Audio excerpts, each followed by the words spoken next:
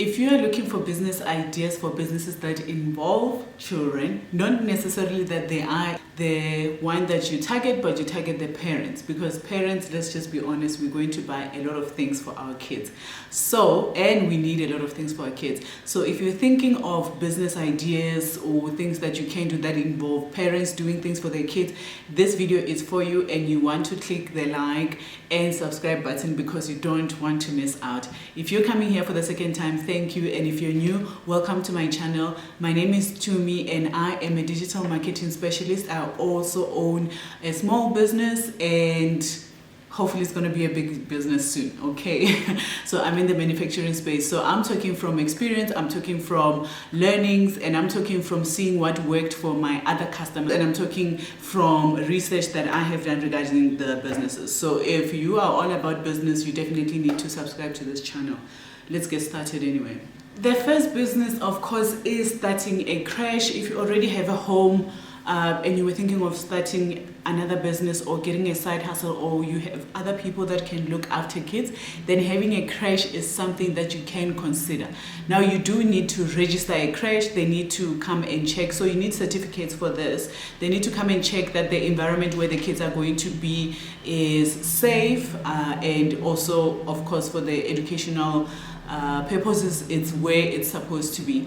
So I'm going to link a website below where you can check out all the information that you need in order to register for a creche in your area or in another area that you were thinking of. So check out the description. I'm going to put a link there. But you do register your creche with Early Childhood Development Department. So you can even give them a call to find out how to register your creche or what documents you're going to need in order to start operating your creche or preschool.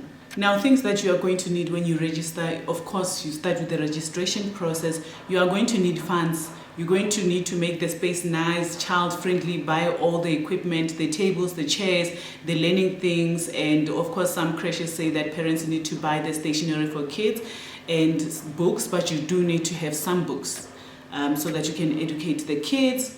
Of course, you need to be capable as well. You need to have some certificates. You can't just open a creche and go and register it and you don't have any education, or you don't have teachers that have some education background and all of that, because that's something that they're going to check as well. You need to think of the well-being of the children, so it needs to be a protected area where you're going to open the creche. You can't just open it and there's no gates there, anybody can just come in and take the children. You need to make a nice workspace for the kids, so it goes back to some funding that you need to have in order to make the place look nice.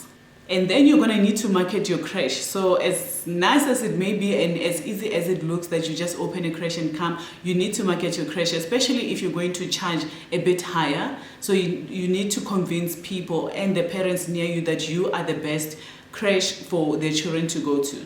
And lastly, you need to look at the legalities. That's going to be the contract and all of that you are going to have the parents signing. So also protecting yourself in terms of your business and payments and all of those things. Are you going to have debit order? How are you gonna, if a parent doesn't pay, what's going to happen? How many months? Is there a late fee? And all of those things. So those are things that you need to look into. So that is business number one, business idea, the first one. You can start a children's specific salon where you do only children's hair and cute hairstyles and all of that. There is one business that I know is popular that I have seen. I think it's Stone Ridge in Johannesburg. So they only focus on the children. So you make the hair salon look nice and it's friendly for the children. And of course you focus mainly on cute children hairstyles, not adult hairstyles. Now, I think that is a good idea because with children, they don't have big heads.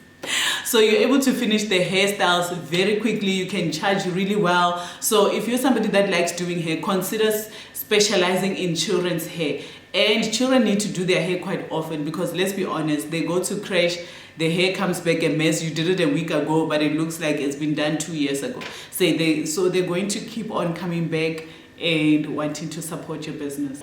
Now, of course, you need to know how to do hair before you start doing children's hair, and you need to think about how you're going to keep the kids happy while you're doing their hair, because sometimes you can be halfway and the child is tired, they don't want none of it. So you have to learn those skills on how to interact with children and get them to sit in the seat until you finish the hairstyle that they came for. So that's something to think about. This business you can even start at home. You can put a board outside to say I do children's hairstyles, and of course the parents will love that. So it doesn't require too much funding in the beginning. The third idea is children's parties or entertainment. So if you are somebody that likes baby showers, you can specialize in kiddies parties as well. So you can have baby showers, and then also when the children turn 1, turn 2, 3, 4, and so forth. So if you're somebody that likes throwing parties, putting events together, you can certainly do kiddies parties when they're turning 1, have the photographer there and all of those things. So that is a wonderful idea that you can start. You're going to need a little bit of funding though to buy the props, the tables, the chairs. You can even rent actually the tables and the chairs and some of the props. So you can buy these things from China City or those kind of places where you can buy or rent the big stuff. If you don't have money in the beginning, you can always rent out the things, the decor and all of those things. You can buy bit by bit as you get customers. So you're going to need to market your business quite a lot. There's a lot of competition in the space,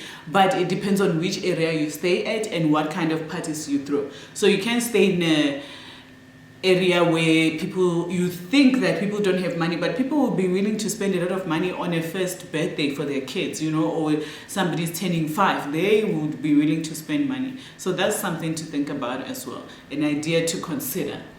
The fourth idea is to create a children's app or some form of online entertainment for kids, because most kids like parents' phones now. So you can start an app or something that is a bit educational, and that's something that I see a lot of our people are not doing, getting into the app development space or the educational technology space. So that's something to think about, that's something to research. So if you want to create an app, you can hire people, or if you're a software developer or you know how to develop software, even though you're not in the profession, you can do it. There are ways these days that you can create an app without being a software developer. You're just gonna have to pay a bit of money, but that's an idea for you, because children are on their phones all the time now. So why not get parents to do something educational? Although something you have to think about when it comes to such businesses, that you're going to be aggressive with marketing, because it's very difficult to find a good app, and people are comfortable as soon as they find 1 app or 2 apps, they're fine with that for their children. They don't go and discover and all of that. So in the beginning you might need to market the business quite aggressively. So that's something to think about.